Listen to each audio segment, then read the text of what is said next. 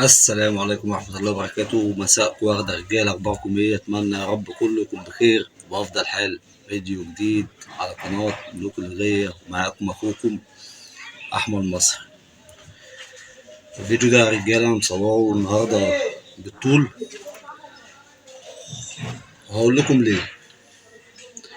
أنا الفيديو ده احتمال يكون آخر فيديو ليا على اليوتيوب، ممكن يكون على الميديا عموما يعني. آه مش عارف أبدأ منين وانتهي منين. أنا مش محضر الفيديو ده في أي شيء، بس كل اللي اقدر اقوله ان انا تعرضت لهجوم بسبب شخص معظمكم عارفينه، وانا مش هخبي حاجه. ابو حازم التربي. الشخص ده رجاله، انتوا قاعدين بتقولوا انت بتحك فيه وانت عايز تتشهر. انا لو بحك فيه ولو عايز اتشهر انا مش هقعد شهرين ثلاثه ما نزلش فيديوهات. تمام؟ ده لو انا بدور على الشهره هفضل شغال تك تك تك تك عشان الشهره. والنهارده انا قررت بعد الوقت ده كله، فكرت كتير ان انا هقول لكم السبب الحقيقي اللي خلاني عملت كده معاه، واللي هو ما قالكوش عليه، ومش كلام بالبق هقوله. انا هوريكم بس. انا مصورها مش شورت كات، مصورها فيديو. المحادثة اللي دارت بيني وبين ابو حازم التربي. بصوا يا رجالة، انا قلت ليه احتمال يكون اخر فيديو ليا، لان لما هعرض لكم الفيديو ده آه انتوا اللي هتقرروا ان انا اكمل ولا لا، مش انا اللي هقرر. ازاي الكلام ده؟ هو انا خدت قرار بكده، انتوا اللي هتقرروا انا اكمل في الميديا ولا لا. وهتشوفوا انا ظالم ولا مظلوم، وهتشوفوا انا راجل بحك في ابو حازم عشان الشهرة، ولا ابو حازم ده شخص تاني ورا الكاميرا. ابو حازم ده شخص تاني ورا الكاميرا. انا على فكرة مش طالع اغلط فيه، انا طالع اقول لكم اللي حصل.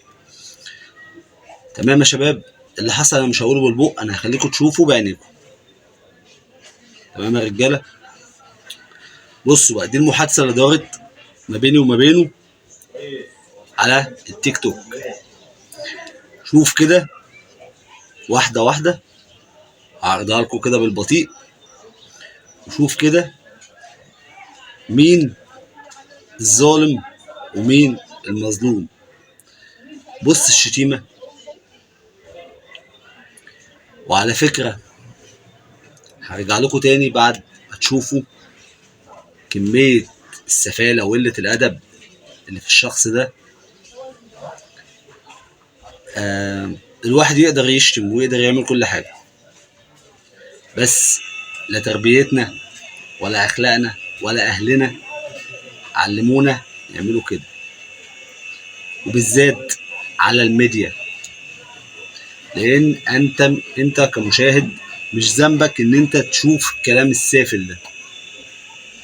تمام؟ هو بيطلع في الفيديوهات، الله اعلم، انا مش هخش في نوايا الناس. بيطلع في الفيديوهات يقول لك انا بصلي وانا بعمل الصلاه لله. طبعا انا مش دخلت في نيته، بس لو واحد بيصلي مش هيقول الكلام اللي انتوا شايفينه ده.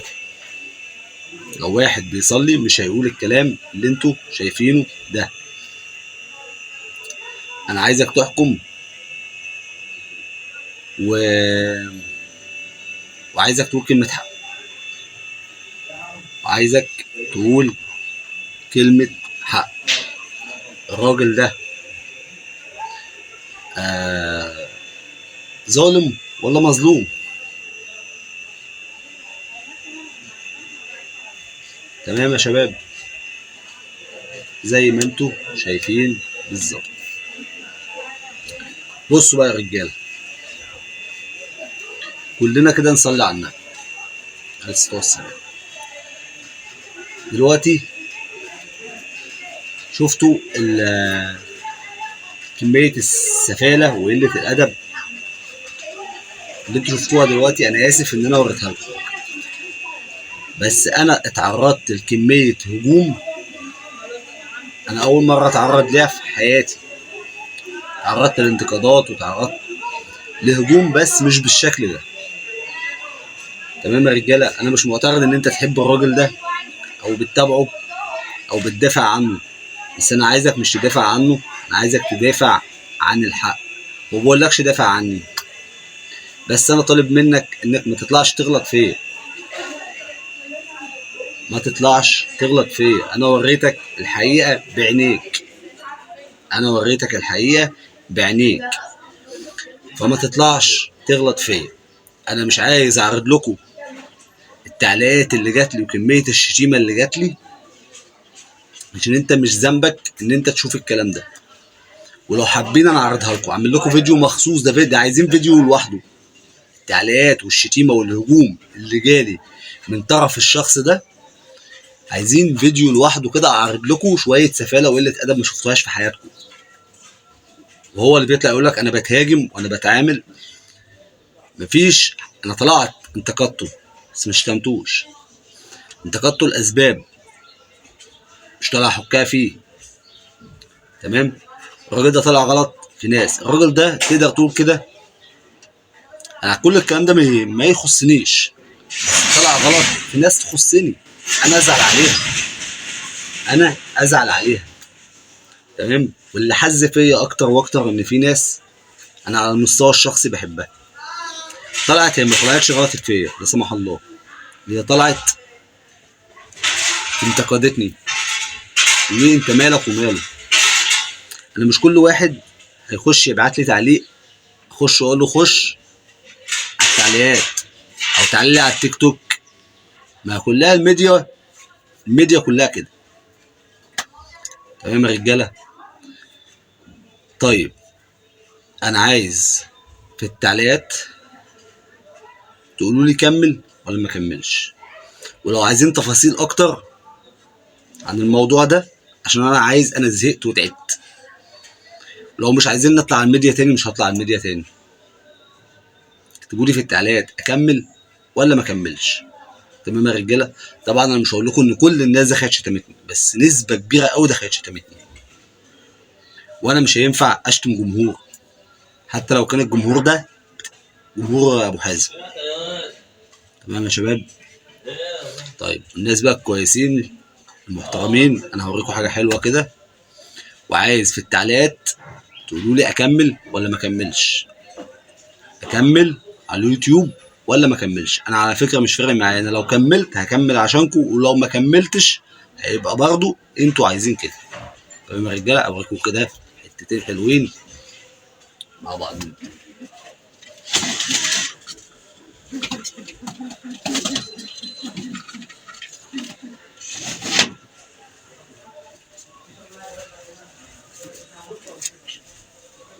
بصوا يا رجاله، الحته دي اهداء للناس المحترمين، واهداء لاخويا شادي ششكو، خص بالاسم ده بالذات لان الراجل ده الوحيد اللي طلع وقال لي، مش لازم بقول لكم قال لي ايه بصراحه، بس الراجل ده طلع والله العظيم، الراجل ده طلع قال لي كلمتين بما يرضي الله في التعليقات. تمام. احلى مليون مسا عليك يا شادي. بصوا يا شباب، اهداء لمشاهدينا ومتابعينا الناس المحترمين. اوريكم برضو حته تانية، مش عارف باين كده ولا لا. اوريكم برضو حته تانية، على فكره هو مش باين قوي في الكاميرا. تمام يا رجاله.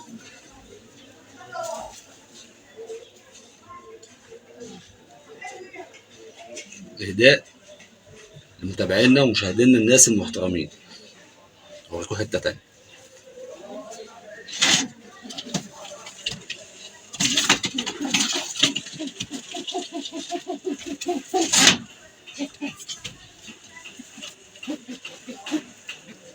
بصوا يا رجاله بقى، بسم الله.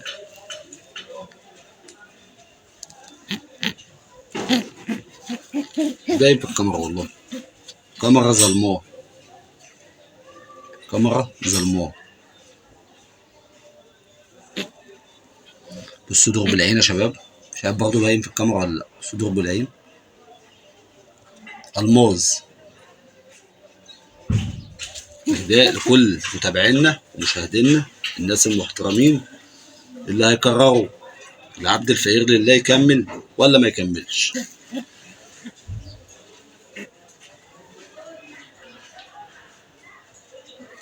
اوريكم حته برضه سكروطه مني ليكم.